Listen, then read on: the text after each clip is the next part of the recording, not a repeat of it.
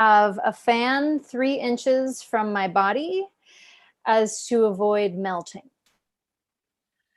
Yeah, it's pretty intense out there. It is intense. I actually got up early and I tried to, take Teddy for a walk, and she looked at me and was like, "F this."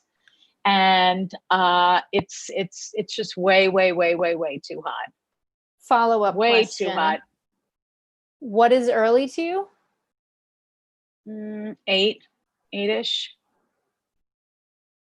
Yeah, I know. I get your emails at like 7:30 in the morning. I'm like, damn, if I could only, but I've always been a night person, and it's been impossible for me to get up early in the morning. And I admire that. I fluctuate. A couple weeks ago, I was more on the late night tip, getting up closer to between 8 and 9. Now I'm back. Mm-hmm. I'm back to getting up around 6 naturally. So what time do you go to sleep? You're early, aren't you? Yeah, by like 11, I'm out. 1:30. More like 10:30 is like I start the wind down. If that's the only way I'm getting up at 6 is if I'm in bed by like 11ish. Otherwise, it's later. Like an old woman. That's incredible. That is incredible. I wish I could be. Marla, you're how old? This week I am feeling I don't know. I'm bouncing between being 35, wanting to, like, imagining that I'm at the beach and chilling out, because last week was magnificent and I floated in the sound before the shark attacks. And then when the heat, I'm like, I feel like I'm 80. Like, it's so hot. I'm schwitzing. How about you? Oh, can I schwitz? Am I allowed? Yeah, you could schwitz. Anybody can schwitz. You live in New York, and why not? I feel like molasses. Is that an age? Yes, because who has heard of molasses? That's right. So I'm 80 as well, because I use descriptors such as molasses. Yeah, I don't even think that the millennials even know what molasses is. Like, I'm slow as molasses, blah, blah, blah. Do we still use molasses in things? Is that ever in a recipe? Well, it's kind of like a brown sugary, I don't know, Jack Daniels kind of combo. What? Jack Daniels combo? Yeah, the color, the color, it's like brown, so it looks like whiskey. And I always thought that there was some sort of, alcohol component to it. Really? Oh, yeah. This is what news do you think to molasses me. is? I thought it was just a thick syrup. It is. It's for flavor and sweetness. Yeah, I think it's in the brown sugar family. But with alcohol in it. Maybe. Guys, we need a fact checker on our show, I'm realizing, because we're just over here bullshitting. Yeah. So welcome to the news, because that is all you need to do these days, is just be a bullshitter, I guess, to get a headline. Yes. Speaking of, I recently had sex dreams with a demon, so I believe that the latest leading doctor would tell me that that's why I can't have children. Not that I know whether or not I can, but that's the most recent.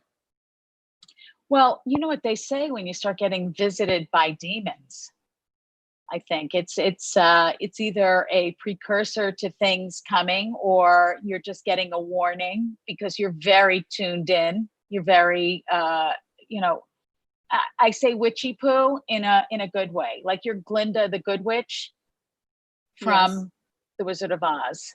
No, you have magical powers. I do, and I wouldn't use that to give medical advice. Like the medical medium. What is that? The The medical medium, oh, he's a guy that, he was very young and he was just very in tune to people's bodies. It's really a great read. And when he was a kid, he discovered that his grandma had breast cancer. He put his head on her boob and she turned out to have breast cancer. And what he does is he can diagnose people based on your energy and give you suggestions. Yeah, he's a real guy. Don't know his real name. All right. Well, his sister then is the leading doctor in the White House at the moment, or the one giving advice, I would assume. Wait, no. She's not. She's bad because she's misleading. Yeah, incredibly. This is what I'm getting at. All right, we're on the same. Okay, we're on the same page. Once again, we're on the same page. Which has been the nature of our friendship, which is really cool. Yes. Sometimes different paragraphs on the page and or reading in different connotations. Getting to the same point using different languages and or metaphors as well. That describes my romantic relationship as well. We get to the same place in very different ways. Right on, sister. It's the same thing with me. Do you think that's a requirement for good relationships? Or do you think it's helpful when people come to things different ways, but come to the same place? Yeah. And I think it's also, a metaphor for what's happening today. Everybody, I think, wants the same thing. The language is completely different. It can be really radical, but they haven't gotten to the same place, the right and the left. But in terms of relationships, I think it's really important because one, you're listening and you're acknowledging and you have to accept and respect, especially if you're in you're in a partnership with a friend, a lover, et cetera, et cetera. How about you? A lover. Yes. I'm 80. No, I'm in my 50s. We have a cigarette holder. Yes. The original vape look. And I'm drinking my molasses-based flavored whiskey. And I'm getting a little kick, and I'm feeling mighty fine and feisty. That's how I'm feeling, honey. Yeah. Oh my God. Yeah, I agree. Have you had? Go ahead. Just agreeing. I think that I don't know if it's good or not. It's just a thing that we seem to be attracted to people that maybe that's more of the opposites attract. It's not that you are opposite in where you end up, right, but like more opposite in how you get there. Right. Because I don't know that I could be dating someone right now that was my literal opposite, because that is an extreme position in this world. If I was with someone that like was my opposite in what I believe right now, I'm like, I don't see that happening. But coming to something in a completely different way is intriguing. It's very intriguing because it's also, what we just discussed. You had one idea, I had another idea. I was like, okay, thought about it. Hey, makes sense. But it's the power of communication and listening, I think. Now, do you feel that you and Rock have similar, I tread lightly, issues, because you guys seem to be issue free? Or do you have, things that, might rub you the wrong way, stick in your craw? That's it. They stick in your craw. Here's how I describe Rock. He's particular about what he's particular about. And I would say that I'm more generally particular. Like I have an overall sense of like the way I want a room to feel. Like sure. I go for the overall like general feeling vibe of a room or situation or whatever. Whereas the room can be a mess. It's whatever to him, but there's like one thing in the room that has to be just that way, or then he goes crazy. I would say that's the difference. So we both have kind of a little bit of that OCD anxiety going on, but mine is more overarching and his is more channeled. Mark, he is very specific. He is very particular. He's also a very picky eater. And I am, just based on being a professional comic for, I don't know, 20, 25 years, and also an empath, where I just walk into a room and I'm overwhelmed either positively or negatively with the energy, and also the ambiance and the sound. He'll sit next to a kitchen and have a conversation, whereas the ding, ding, ding, ding, ding will just pull my focus. And then also smells makes me crazy. Yes. And we got into this crazy fight because, we live in New York City. Cupboard space is, it's not, it's at a premium. And we have heavy dishes and then these pasta bowls. And because we go for the dishes, he wanted to do dish, pasta bowl, and then stack the dishes on top of it. And I was like, what the fuck? And he goes, why does it have to be your way? I said, because it's going to tumble out and fall. So he is a certain way of seeing things, and that differs greatly. But there's a lot that I love. Well, that's important. I would say in general, if you tell a man to load the dishwasher and you tell a woman to load the dishwasher, it's going to be done very differently. Will the dishes all get cleaned? Potentially, but also maybe not, because you're in there not making any sense. Thank you for saying that, because I'm going to make him watch his rebroadcast. He puts like the spatulas on the bottom and then heavy plates on the top. And I like, it's very orderly. Plate, bowl, glasses on the top. It's nuts. Almost like they designed it to work that way. You think? But now with the quarantine and COVID and being in a New York City apartment, that's the shit that makes me mental. Yeah. Those little things that would just cause you to snap. You just have to breathe and pause and not attack. Yeah. Suddenly really glad that New York is a little tighter on our gun laws. Hey, listen, I had a friend going, I think I told you this. She goes, I was reading that in New York City, there's been a lot of divorces because of COVID. And I go, what about the homicides? I don't want to be that statistic. I don't want to become that statistic. Right. Divorce is better than death. You think? I think so. Not with how I hear some of the priests pitching the whole concept of marriage. I've been to some weddings where I'm like, are they issuing a threat around like, if this doesn't last, you must commit? I have broken out into full panic attacks sitting and watching weddings. Have you been to a lot of Zoom weddings? No, thankfully. Is that That's happening? Weird. You've been? Oh yeah. I've been to 2 Zoom funerals and 1 Zoom wedding. Was the funerals Zoom on the casket? No. Okay. Okay. Could you imagine? At this point, I have to assume everything is happening on Zoom, including, a wake. You know what was really crappy? Celebrating my birthday on Zoom. Everyone's like, happy birthday, happy birthday, happy birthday. A girlfriend in LA arranged it. And I was like, hi. And everybody's talking over each other. And it's like,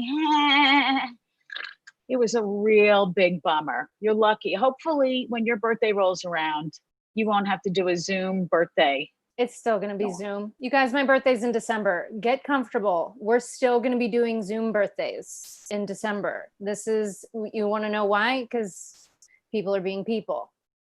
Yeah. And the militia, and they're, marching, I can't even I can't even talk about the mask thing, because last week we traveled to Connecticut and I had to have a doctor's appointment. They specifically asked, if you've been out of the state. Mhm. Only, Connecticut, New York, Massachusetts, and I think New Jersey. That, the tri-state area is acceptable. I think borders are going to start going up. Well, I believe Massachusetts is changing some things right now about being able to just go Yes. visit. I think they have a quarantine now. Oh, they rolled it. No, they just rolled into phase 3 because I have a bunch of shows up there. 10 people behind a plexiglass, or I could wear a mask. I could barely fucking breathe in those masks. I got the rosacea around my nose. The rosacea. That's want to know how old I am? That's like 72. Yeah. Have you been to the HSS? I got the diabetes and We're got live, the rosacea. We're live on the Facebook. On the Facebook, yeah. And the Zoom. Do you know anything about the Zoom? What is the Zoom? Am I live? Can you see me? What's happening? Right.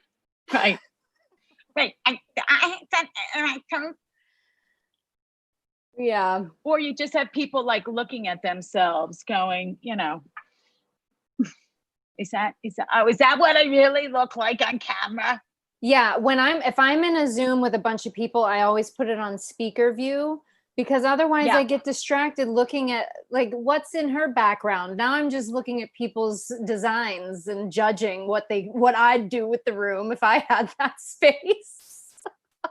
Oh, when you do the Zoom calls, how about when they don't mute themselves and you have like their roommate, husband, clinkety clank clank with the dishes. Oh, I do too. I'm like, hey, it's so annoying. Can you mute yourself? And they're like, how do I? I'm like, you know what? I'll do it. I'll just go through. I just start producing every Zoom room that I'm in. Hilarious. Do you ask to be the co-host so you can mute? Or are you the point of origin? Even when I'm not point of origin, I will sometimes I'll ask, hey, can you make me co-host so I can just handle this shit? Because oftentimes there are people that are like, this is my first Zoom. There's a lot of Zoom virgins out there. And I'm like, listen, your girl's been on the Zoom block for a minute now.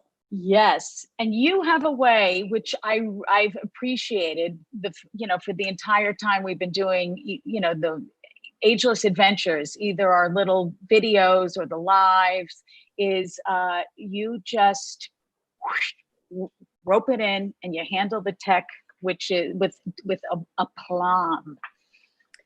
It's the German in me. It's awesome. Does something need a system? You're like, we discussed that already. And I was like, oh, fuck, where's that email? Where's that email? Again, I told you, I worked in the news business. It was bang, bang, bang, bang, bang. I mean, I was on a tight schedule. And then this hit and life, and I look like a spinning dial. That's how it's been.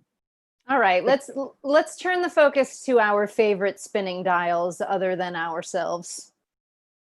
The two. What? Who? What? The two lovely ladies, Jenn and Judy. Jenn and Judy, dead to me. Linda Cardellini. God. Christina Applegate, written by the incomparable Liz Feldman. Mm-hmm. Season 1, episode 8. We're winding down the season. What's it called? Do you know the episode name? Is it? This is a pop quiz. Oh, shit. This is how our production meetings feel. Yeah. Try to stop me. It was like, yeah, you try and stop me. Yep. Which reminds me of your ageless advice of if the door doesn't open, carve another door. No, go around the back, go through the porch, the screen. There's always a window, and don't forget the garage. But I always envision, in Beetlejuice, when she takes the chalk and draws the door on the brick wall. Right. That's what I picture with that ageless advice. I also, after seeing that movie when I was little, would draw a door on every brick wall just to make sure that you had an escape route. Just to see if it worked. I would buy into movie magic like hook, line, and sinker.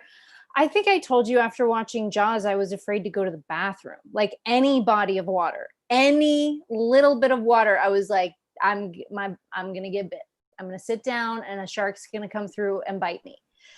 So yeah, I would draw Doors. sidewalk chalk on any brick wall. Let's be real. It's not going to be just any wall. In the movie, it was a brick wall, so I look for brick walls.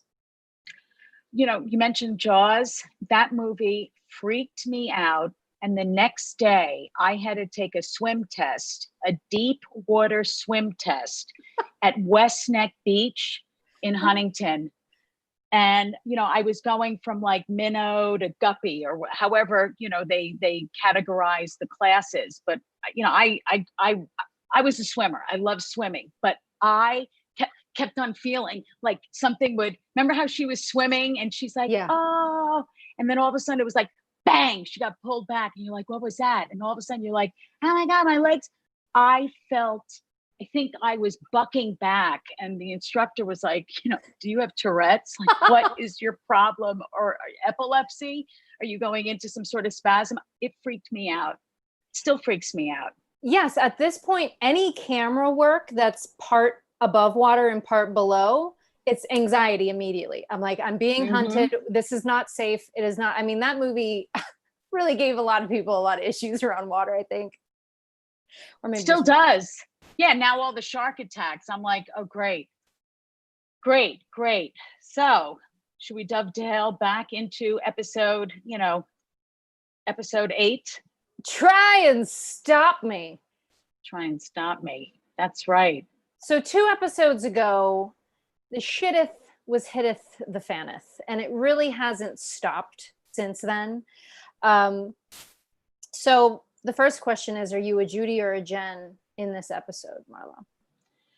Oh, I'm mostly, I would say, 80% Jenn and, oh, wait a second. I take that back. I think I'm mostly Judy because really?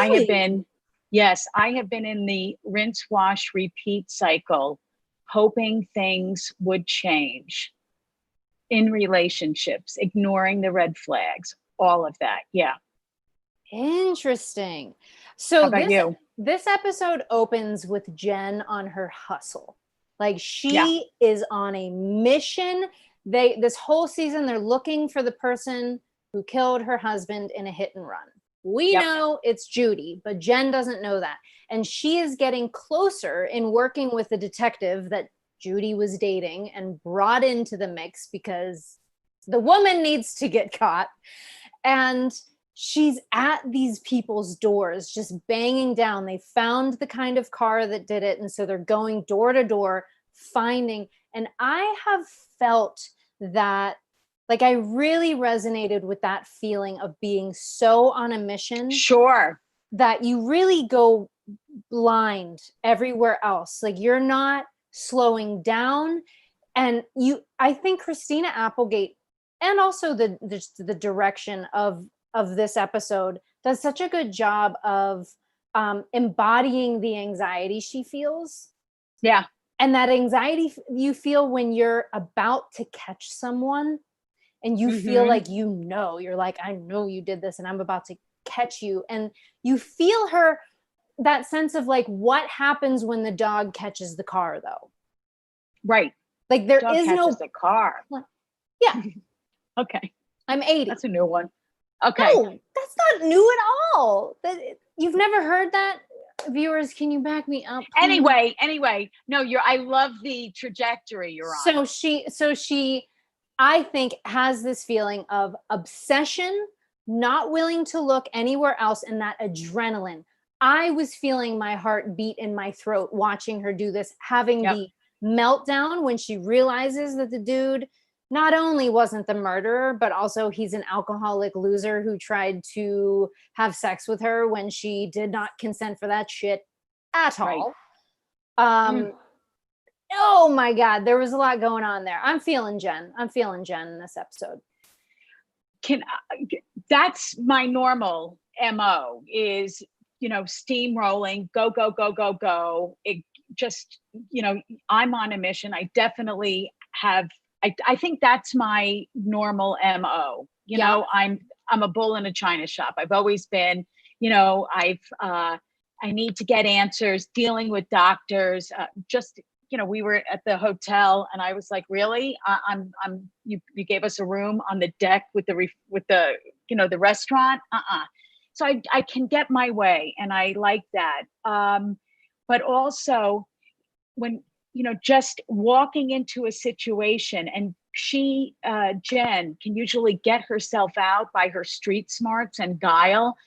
But when she got into that situation, I thought it was really weird that she would have a drink with this guy who was so oozing creepiness, you know, and the frustration and defeat she felt sitting in the car and opening herself up to his disgusting advances.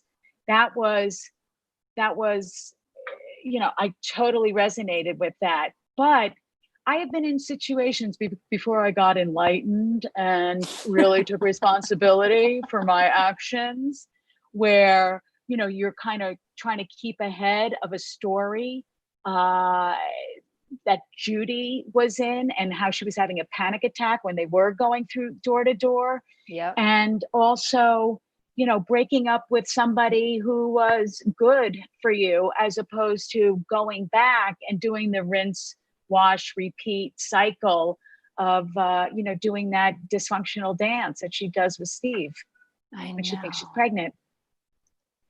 And it's interesting that even after she finds out that she's not pregnant, she's okay with the fact that she broke up with, what's the detective's name? Nick.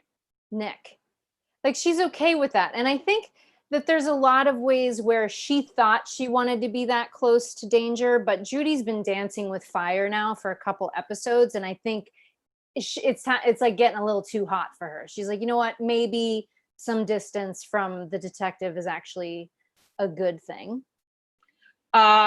Considering he's hunting for her, I'd say so. Right. But wait, okay, the stuff that you brought up about Jenn, why she had the drink was to manipulate him. Because she could feel that he was putting his guards up.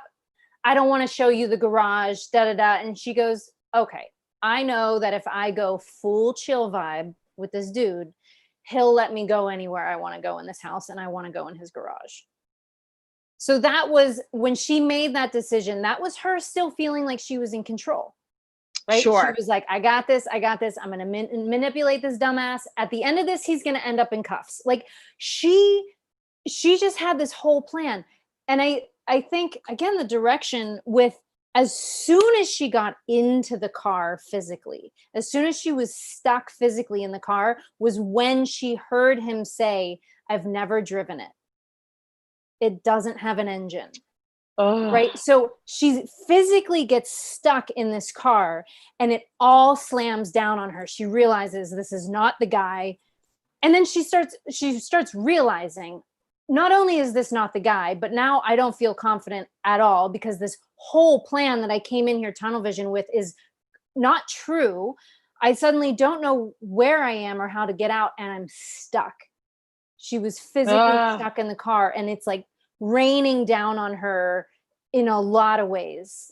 Such a good and she's scene. It was a great scene, and she was also in a really dangerous, you know, it's almost like you think the guy's a really good guy, and then all of a sudden he's a monster. Even though this guy wasn't a monster, but he thought this was like a layup, you know? Right. He was like, oh, this hot chick just showed up at my doorstep midday. We're going to have a drink. We're going to have a lay. And it's going to be like, right. He probably was like, Mana from heaven. I give this hot blonde. Oh, yeah, right. She's in real estate looking at my house. Yeah. Right. Exactly. Because in his mind, he's the kind of guy that walks through the world assuming everyone wants what he has. Yes. Like and clearly he's that dude. Ugh. His shit don't stink. And she broke his nose on the way out. So that was fun. And just an example of how tightly wound Jenn is currently. She is unable. Yeah. I got to tell you, that move, that's a Krav Maga move. You know, whenever Yeah. you're in trouble, it's just like the heel of your hand, boop, and you just go for the nose.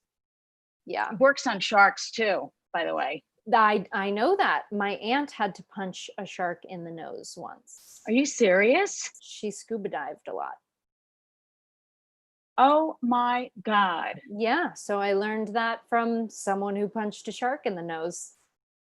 And I believe that I was on the way to like snorkel or some shit. And this is when these lessons were being taught to me. And they were saying, like, make sure you don't wear anything shiny in the water. I'm like, oh my God, nerve-wracking. And as soon as I got back out of the water, back into the boat, by the way, shark fin came by the boat. Where were you? Maybe that was a Florida Keys. My aunt that I'm referring to lived in Orlando, still does. Mm-hmm. So it was somewhere down there. The Keys, Well, Bahamas, I don't know. We went to some places. Plenty of sharks there. You know, I still think about that. You know, I was going to take off my wedding ring, and I was like, there's no sharks in here. I'm just, you know, swimming in the little inlet on the Long Island Sound. You know, thank God I'm not in Cape Cod or Maine. But now you just told me that there's sharks on Long Island. Freaks me out. That's what I heard. That's what I read. Can't go swimming on some of the southern. Is that the right way to say it? Yeah, South Shore. Yeah, okay, yeah, in that area. The ocean. Mm-hmm. No, the lakes. There's no lakes. I mean, there's lakes, but right. But where else would sharks be? There's there's the Sound, the Long Island Sound. That's between Long Island and Connecticut. It's not technically the ocean. And then on the South Shore, you have the Atlantic Ocean, because Long Island is kind of a barrier island. Well, I don't know if it's. I would assume it's the ocean. Okay, I do too. You said South Shore. Okay, so yeah, beware. Swig. Take the swig. So I'm a Jenn. You're a Judy. At the end of this episode, we're coming to the end of the first season. So obviously, like, a climax needs to happen. Some sort of like an awareness of who these people really are to each other needs to happen. And the first person that gets like that real gut feeling of not, I think I can't trust Judy, but, oh, we can't trust Judy, is Nick, the detective. Because he sees her art in one of the locations that they have on the list to check out for the car. Boy, that was a gut punch. Not only was he dumped, but he was duped. Right. He was dumped. And he was like double dumped. Yeah. Because when she dumped him, he said that. He goes, I'm a detective and I didn't see this coming, that you had someone else in your life that you were even thinking about going back to. How did I not see that? So he left her feeling, how did I not see that? Sure. And then he felt that immediately, like the first place he goes to. So he's pissed. And now that sets off revenge. Oh, really? You're going to I am hot on your trail. Right. So, you know what? I've been a little Nick too. Oh, I love having the upper hand in regards to information. Oh, yeah. One of my favorite things is being underestimated. When I walk into a room and and I can tell that people just don't quite know who I am or what I'm about, I'm like, cool, you don't need to. You will by the time we leave. And that's awesome. That's incredible. I think I must have told you this because of my Long Island accent. I think people just assume I'm, I don't think I present really jappy, but I'm a Long Island girl, and it's like, yeah, right. How does she know? Okay, for other people who might not know, can you please explain what jappy is? Just, into material stuff, and it's what does it stand for? What does it stand for? Jewish American princess. Okay. Just needed everyone to know. There could be a Gap, which is a Greek American princess. There could be a Catholic American princess. It's almost like a younger version of Karen, who just loves material things, and it's just all about the now. And, shopping and hanging out with your girlfriends and, shopping. And, it's like, well, you drove a BMW in high school, your parents got a lot of money. All right. We got it. Okay. So you were that way. What were you saying? A doctor? Oh, so my doctor was also a classical pianist, and there was a picture of him and Van Cliburn, who was this really well-known classical pianist. And I said, "Oh, Doc, is that you and Van Cliburn?" And he's like, "How do you know who Van Cliburn is?" And I go, "Don't let the accent fool ya." And he goes, "That is a great thing to have." Again, because I could, people automatically will underestimate me and my smarts, and I'm a fucking intellectual. Honestly, though, doesn't it seem like people are either like doctors plus classical pianists plus 5 degrees or on the couch all day? Like people are either like people that are very accomplished seem to be accomplished in many areas when I'm like, yeah, I'm still trying to get through this to-do list that I started in 2012. Like, I don't know how a doctor is also a classical pianist.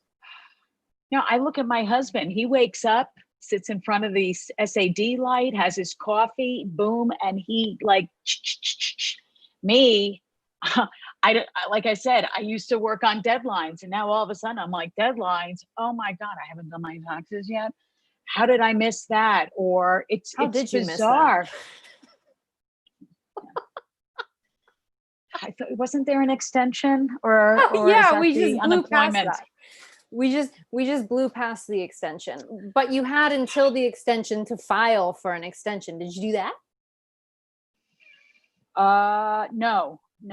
This year is a blur. I want to rewind. Yeah, it's going to go, 2019, 2021. Control-Alt-Delete. Oh, that's a good one. Like that. I read a meme today that said 2020 needs to be uninstalled and reinstalled. It has a virus. That's phenomenal. That's awesome. That's incredible. Okay, so any ageless advice that you would like to impart before we part? Any ageless advice? What we said earlier. If you come across a shark, Krav Maga, in the nose, back of the hand. It's the best deterrent for, an imposing figure that's about to do harm on you. Nice. How about you? What is my ageless advice? I think I'm going to go a little more tilted toward a bad advice thing. But if your intuition is telling you to go full force in a direction, I say ask for forgiveness, not permission. Perfect. That's how I live my life too. I know it. But I also have, I know you do. I also, another really important piece of advice is stay hydrated. Please stay hydrated. Your skin really wants you to stay hydrated, and also the rest of your body. Yeah, because we are flowers and you need to water flowers. You got to keep that garden. You got to till that garden, and you need a lot of H2O for that. Wow. I want to see how far you can take this analogy. Anything else? Take responsibility for your fuck ups. There you go. A fun little way to look at the word responsibility. It's your ability to respond. Ooh. Did you break that down? Is that a Jennism? Nah. Can't take credit for that, but I find it to be helpful because the word responsibility can sometimes feel like not so fun, but the ability to respond feels more fun to me. Amazing. Look at that. Well, I think, that's great. All kinds of fucking advice for you guys. I don't know. If you needed anything else from this 40 minutes that we didn't give to you, it's not my problem. And I would love for you to come back next week. What? Absolutely. I have one more piece of advice, which I sent out in my newsletter. And my mother would always say, crisis, because I would get into a spin. She would say, crisis and opportunity are the same thing. So as I've gotten older, I've realized that. And it's really important, when things happen or things happen for a reason. It's classic 12 step. Okay.